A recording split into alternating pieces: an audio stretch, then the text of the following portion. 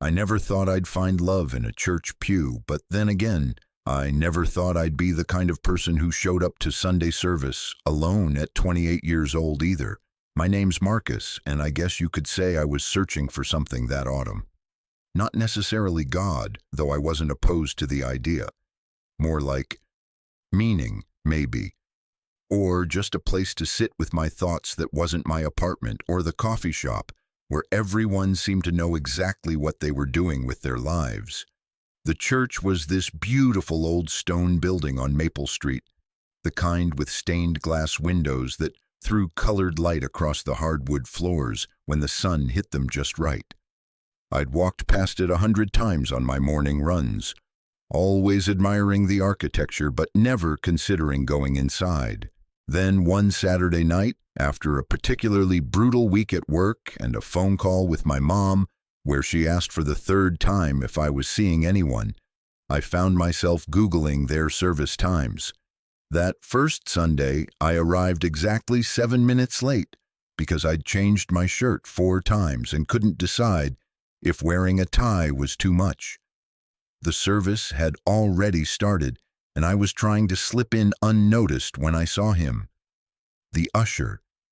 He was standing at the back near the entrance, and when our eyes met, he smiled this warm, genuine smile that made something in my chest tighten. He was maybe a few years older than me, with dark, curly hair that looked like it had a mind of its own, and these incredibly kind eyes behind black-rimmed glasses. He wore a simple white button-down and dark slacks, with a small name tag that read Dashiell, not Dash or anything casual, Dashiell. It suited him somehow, this slightly old-fashioned formality. First time, he whispered, leaning close enough that I could smell his cologne, something woodsy and clean. I nodded, suddenly very aware of how loud my heartbeat was. "Follow me," he said, and I did, watching the way he moved confidently through the sanctuary, how he seemed to know exactly where he was going. He led me to a spot on the aisle, 3rd row from the back, right side. "This is a good seat," he said softly. "You can see everything, but you're not so far up that you feel like you're on display." I slid into the pew, and he gave me another one of those smiles before heading back to his post. I spent the entire service hyper-aware of where he was standing, catching myself glancing back more than I probably should have. When it was over, I left quickly, overwhelmed by the whole experience and my own reaction to a stranger's kindness. But I came back the next Sunday, and the Sunday after that. Each time Dashiell was there, and each time he'd saved that same seat for me. At first I thought maybe it was just coincidence that it happened to be available. But the 3rd week I arrived early and watched him physically turn away an elderly couple, gesturing to other open seats while keeping his hand on the back of that particular pew.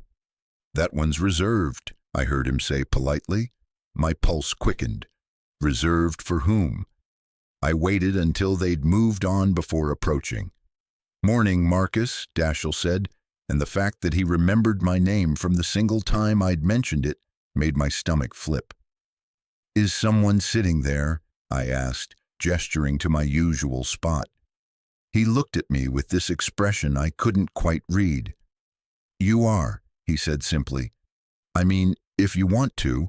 I noticed you seemed comfortable there, so I've been keeping it available. Is that weird?" "That's probably weird. I can stop if it's weird." He was rambling slightly, a faint flush creeping up his neck, and it was possibly the most endearing thing I'd ever witnessed. "It's not weird," I said quickly. "It's really thoughtful, actually. Thank you." We stood there for a moment, just looking at each other, and I swear the air between us felt charged with something unspoken. Then someone else came in, and he had to step away to greet them, and I took my reserved seat with this ridiculous grin on my face that I couldn't quite suppress. The weeks continued like this. I'd arrive, Dashiell would have my seat waiting, we'd exchange a few words, and I'd spend the service trying to focus on anything other than the fact that he was standing 15 feet away. After the services, I'd leave, telling myself that next week I'd be braver, I'd start an actual conversation, I'd ask him to coffee or something. But every time I'd chicken out. It wasn't just fear of rejection, though that was definitely part of it. It was the setting. This was a church, his church, where he volunteered and clearly felt at home. I had no idea what his beliefs were about people like us, if there even was an us to consider. Maybe he was just friendly to everyone. Maybe the seat-saving thing was just his way of making a regular attendee feel welcome. Maybe I was reading into every smile and every moment our hands accidentally brushed when he handed me a program. Then came the Sunday that changed everything. It was late October and I'd had a terrible week. My dad had been diagnosed with early-stage prostate cancer, nothing immediately life-threatening but scary nonetheless.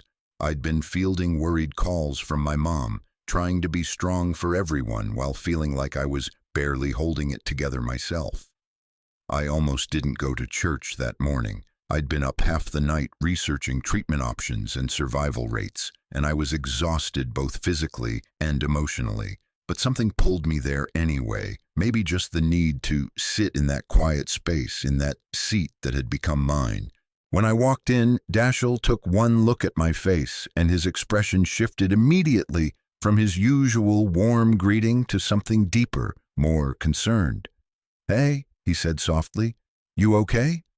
I opened my mouth to say I was fine, to give the automatic response, but what came out instead was, "Not really, no." Without hesitation, he gently guided me not to my usual seat, but to a small room off the side of the sanctuary.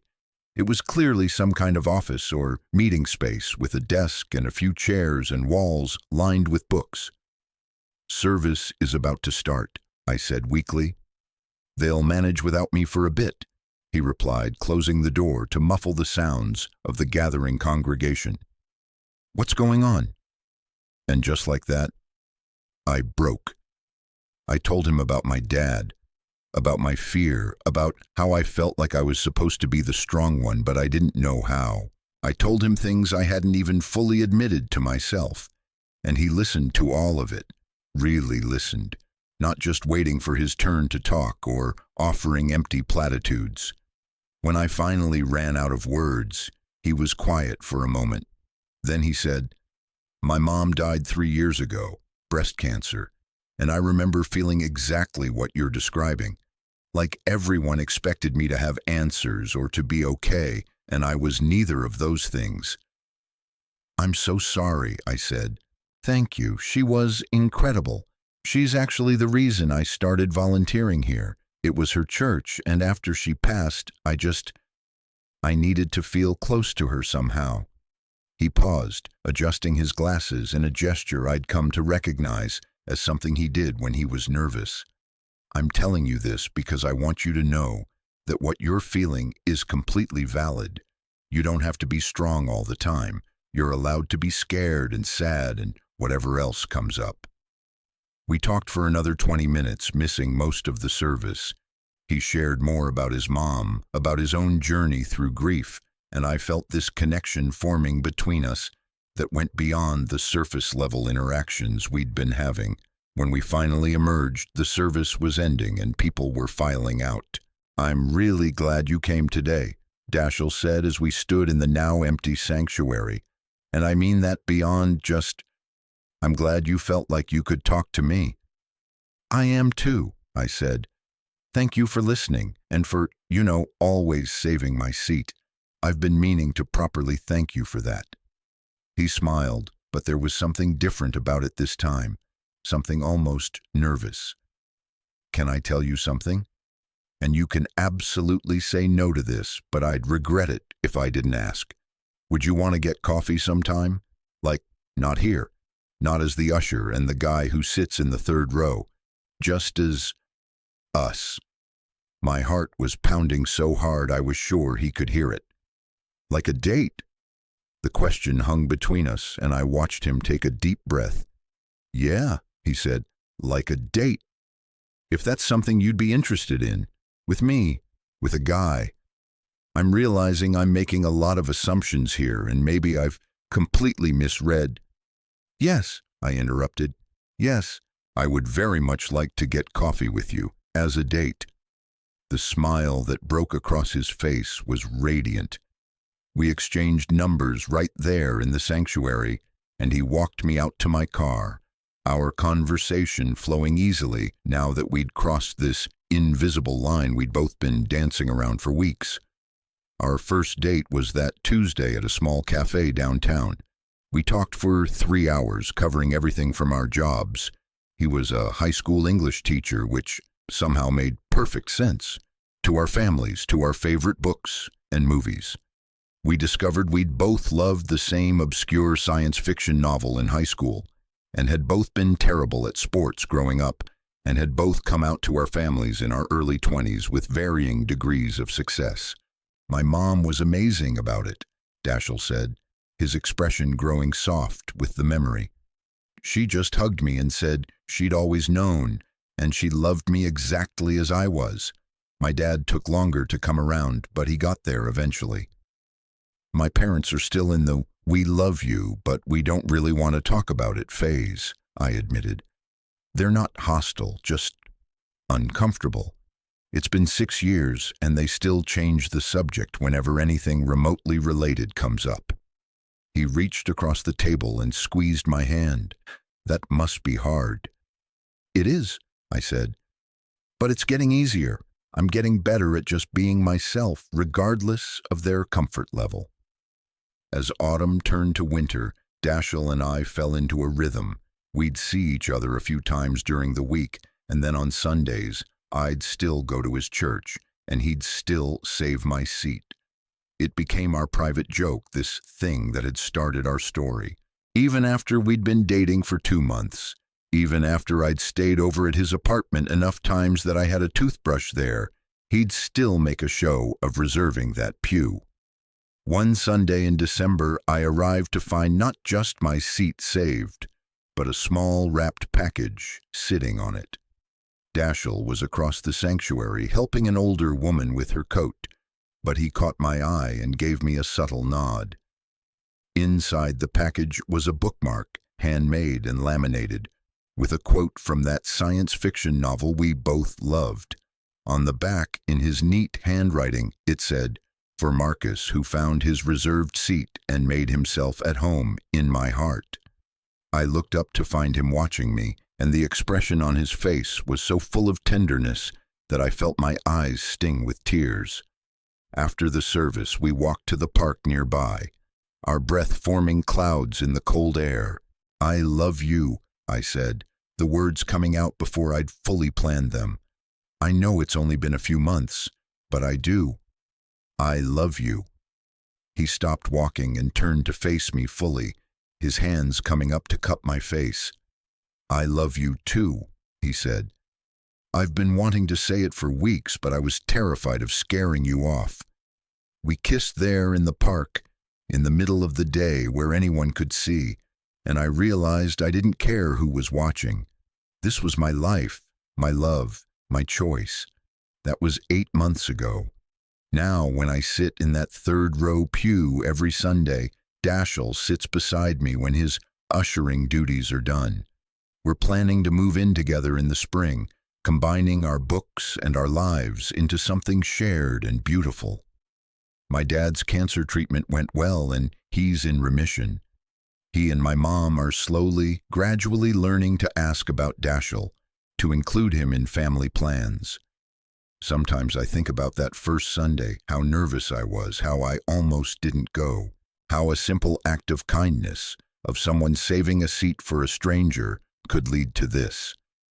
Dashiell jokes that he knew from the first moment, that he took one look at me fumbling my way through the door and thought, "That's the one." I don't know if I believe in that kind of instant recognition, but I believe in what we've built together, in the foundation of friendship and respect and genuine care that underlies everything else. Last Sunday, as we were leaving the church, the elderly couple who'd been turned away that third week stopped us. "You two are always here together now," the woman said with a knowing smile. It's lovely to see. Dashiell squeezed my hand. It is, he agreed. It really is. And standing there in the doorway of that old stone church, colored light streaming through the stained glass behind us, I felt more found than I ever had searching. Sometimes the things we're looking for find us instead, in the most unexpected places, wearing a name tag and saving us a seat, just in case we decide to stay. Total_char_count, 14,183.